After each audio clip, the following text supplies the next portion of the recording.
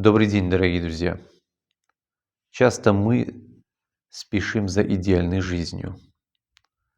Идеальный партнер, идеальная работа, идеальные дети, идеальная жизнь.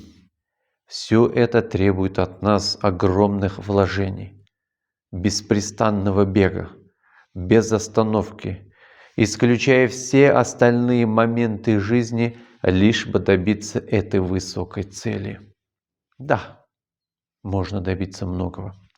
Можно подняться на самые высшие горы. Но проблема в том, что человек создан не для идеальной жизни. Человек создан для счастливой жизни. А чем отличается счастливая жизнь от идеальной? В том, что счастливый человек умеет находить радость даже в простых удовольствиях, даже в глупых вещах.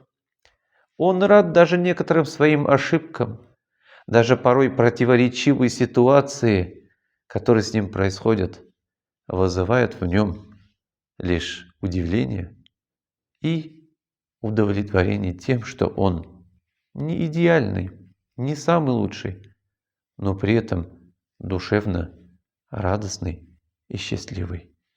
И поэтому, дорогие друзья, никогда не обманывайтесь тому, что мы с вами сможем найти идеальную жизнь. Ее не существует. Но найти счастливую жизнь методом проб, ошибок, сложностей абсолютно реально. Поэтому удачи каждому из вас. Доброго дня.